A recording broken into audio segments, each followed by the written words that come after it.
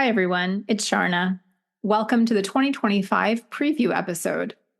Thank you all for continuing to join me on this podcast journey, and a special thanks to members of the Lead and Follow fan club. I so much appreciate your support on this project. Thank you.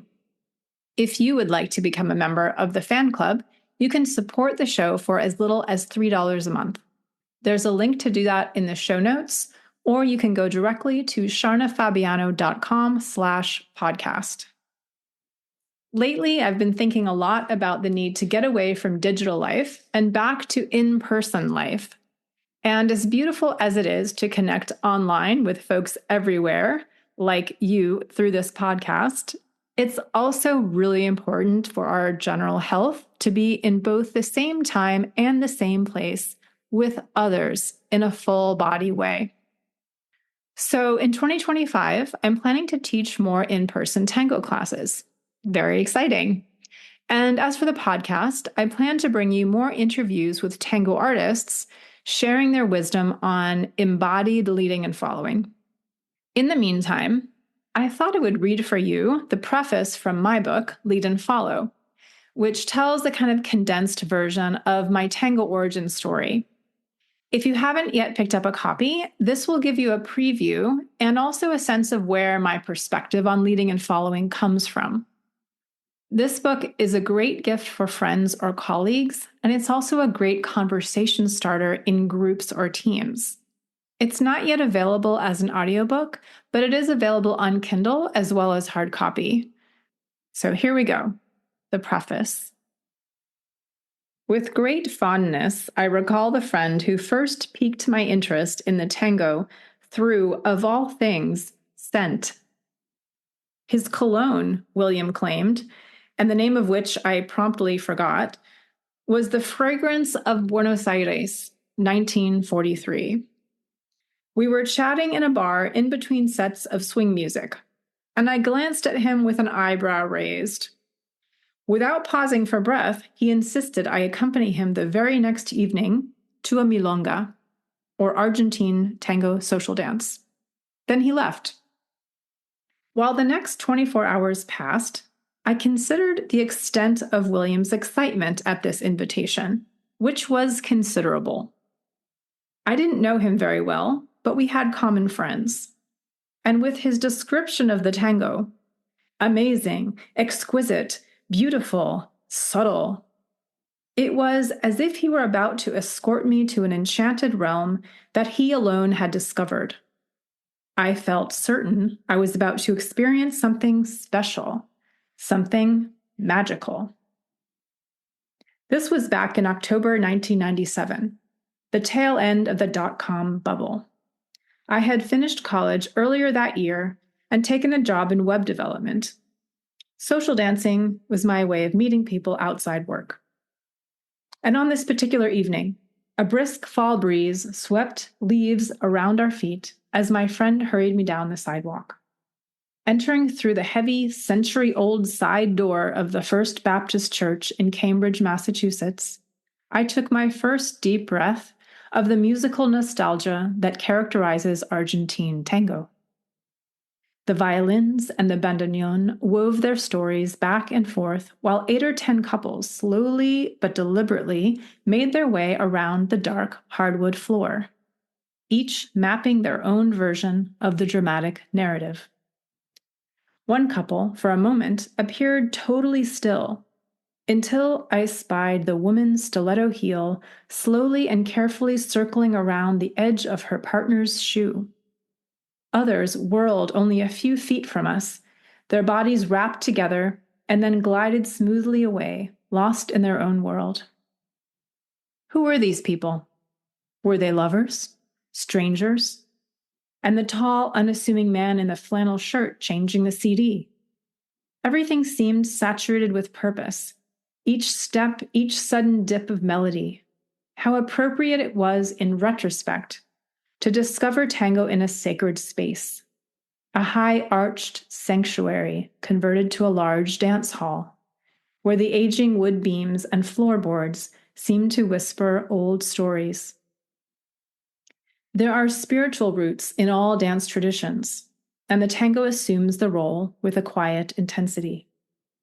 Whatever this Argentine tango was, I wanted to know more. Taking me aside, my date for the evening delivered my first lesson. Extending his arms and grinning ear to ear, he prompted encouragingly, "Give me a hug." One of the hardest parts of partner dancing, at least for those who didn't grow up with it, is also one of the most essential: getting close. When I hugged William for the first time that evening, I noticed the softness of his black dress shirt, that it had a very subtle, checked structure to it. And that it was, of course, scented. "Good," he said, as I stepped into his arms. "Now, give me your right hand." "Very good. Now we walk." So much was conveyed in that layman's translation of tango. The embrace, they say, tells you everything before the first step is ever taken. This goes far beyond clothing and personal grooming. Getting close requires trust on the one hand and responsibility on the other. It requires a certain amount of self-confidence and the good kind of pride.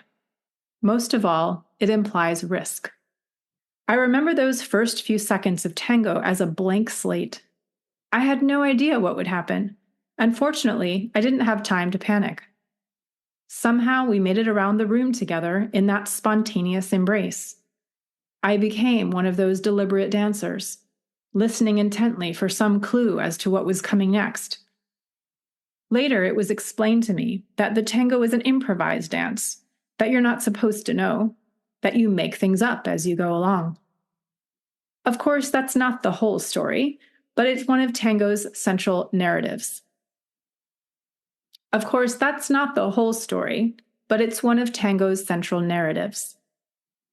Over the next 15 years, I dove headlong into that narrative, leaving my full-time job and stock options behind to work freelance so that I could travel to Buenos Aires again and again to study and dance tango.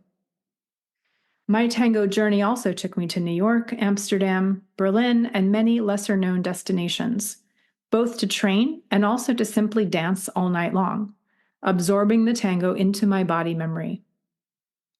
Over time, I tried on nearly all the hats there are to wear as a member of the international grassroots tango community: dancer, DJ, teacher, organizer, producer, performer, choreographer, publicist, small business owner, nonprofit director. The tango community unwittingly ushered me into adulthood, and social dancing in many ways helped me discover who I wanted to be in the world. During this process, I gradually realized that I was becoming a more open and less guarded person because of the many, many other people I was dancing with. A textbook introvert, I became fascinated with how relationships were formed through the leading and following roles, how trust could be both built and destroyed by either side without uttering a single word, and how I could sincerely be myself with others while maintaining safe and ethical boundaries. Among the most humbling lessons I learned from the tango is to see miscommunications rather than errors, to seek greater clarity rather than blaming a partner for taking the wrong step. I saw again and again that when both partners focused on the task at hand, the right and wrong framework faded. Instead, it became evident that every dance is a conversation, bringing its own surprises, challenges, and thrills. The beauty of the tango for me is the amazing opportunity to create something new together in every dance. I count myself blessed that my early teachers encouraged everyone to study both leading and following roles instead of assigning them by gender. Learning in this way gave me empathy and appreciation for my partners and the freedom to dance with both men and women. I quickly discovered that leading was not entirely about being in charge, and that following was not entirely about giving up control. It was so much more complex than that. For me, social dance quickly grew beyond just entertainment. It became a wider experience of community and belonging.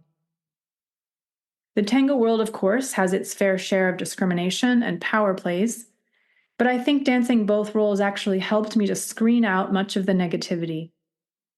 I quickly got to know many more people than I otherwise would have, and dancing with so many different partners made me less attached to any one particular tango experience, and more intrigued with the tango itself. I focused more and more on the subtlety of improvised communication achieved through a blend of technique and intention. I saw and felt how complementary leading and following roles could foster growth and creativity, and how lack of activation in one role, or willful dominance of one role over the other, immediately crippled that growth. In 2016, I stepped back from the world of dance to become a professional coach. Whereas my former dance students had struggled with mixed signals and uncomfortable posture, my coaching clients now described dismissive supervisors, distracted colleagues, and anxiety over performance and approval. Breakdowns in communication were everywhere, in organizations large and small, just like they had been on the dance floor. But there was one key difference. Dancers may struggle to harmonize with their partners, but they view their discomfort as temporary, something to be smoothed out through training. They have two specific methods of training available to them: leading skills development and following skills development. In the business world, though, the approach was fundamentally lopsided.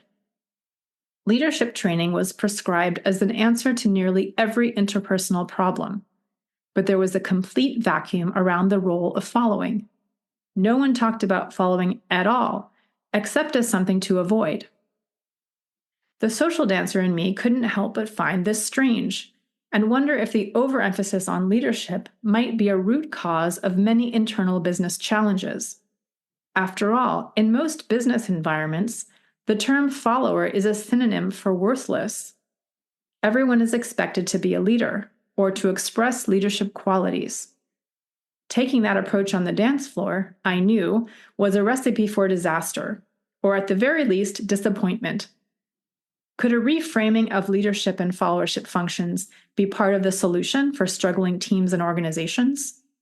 Could a reclaimed vision of strong, influential following alongside leading transform what many thought possible in the realm of professional work? This book is an exploration of those questions. Consider that two Spanish verbs frequently used for the terms lead and follow, marcar and responder, translate more precisely as show the way and respond. This is a process that takes place between two people when dancing the tango, but it's a principle that we can also use at work. There are moments when we show the way to someone else, whether we supervise others or not, and there are other times in which we respond to others who do the same for us.